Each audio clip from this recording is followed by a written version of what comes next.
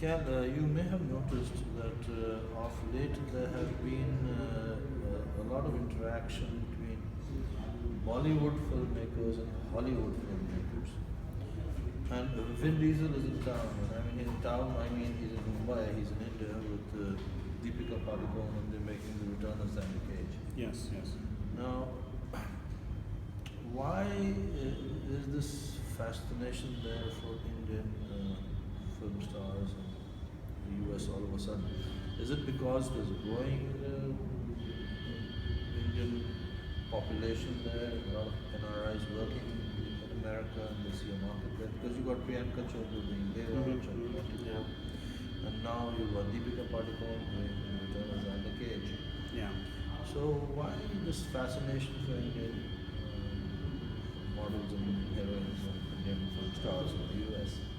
There's been a couple of reasons. One is the demographics of the U.S. is changing. Hollywood's no longer exclusive elite white club, if you will. If you look at the superheroes or the main action stars, they're of color, as they say, whether it be Mexican or Indian or whatever, or non-white. A lot of black stars now. It's a sign of reflecting more of a societal reality in society. But let's be honest, for many years, Hollywood kept out people who were not white, blonde-haired, blue-eyed types, so to speak. And now what they're doing is changing with the times, which is long overdue. Now, another issue is that once the breakthroughs have occurred, then of course they want to peanut butter this across the board.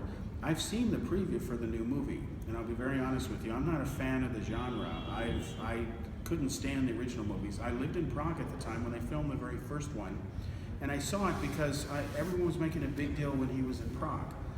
And there was a backlash against Tom Cruise when they filmed the first Mission Impossible movie in Prague. He actually wanted to land a plane on an old bridge, and they told him no.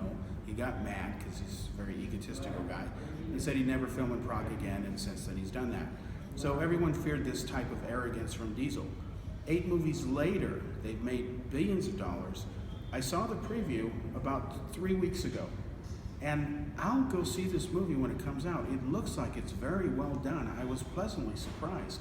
So I'm looking forward to seeing it. And if you look at, if there was ever a barometer of how America has changed, you brought up Baywatch. Who was the queen of Baywatch? Pamela Anderson. Blonde, okay. Now, Deepika, right? No, so, now you got Priyanka. Priyanka, I'm sorry. So, absolutely not a blonde. And what I've noticed in seeing a lot of the American shows is that they have a racial mix, just like Star Trek, the original series, had. But now it's everywhere. And the fact is that so-called white people have never been the majority in the world. They're about 5% of the global population. So basically it's all economics, you tell me. It's all about catering to the market, and the market is colored, so they want to... Yeah, and it also reflects it, because even Trump's cabinet is being criticized for being all white. Okay? But he's got a lot of Indians there. Well, I'm talking about his senior cabinet. Oh, senior. Yeah.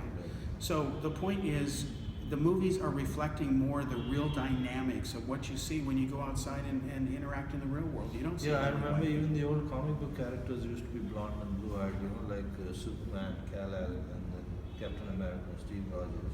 Yeah. It was only later on, after the 2 wars were over and after the 70s or so, that they started bringing in colored heroes like the Falcon and others. Otherwise, all the heroes that we used to read about in comic books, whether it was the Phantom, Yeah.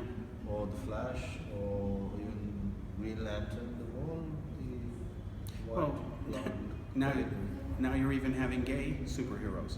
Well, So they're keeping up with the times. It's just the way it is. And it's refreshing as long as it doesn't become too contrived.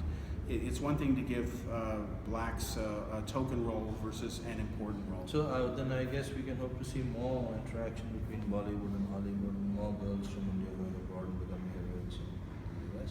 Well, I certainly hope so. What I'd like to see is actually go both ways. I'd like to see more Western American actors come over to Bollywood, and let's cross the pond, as they say, in both directions. Well, good luck to Deepika Padukone and Vin Diesel then. Yeah, absolutely. Thank you, Cal.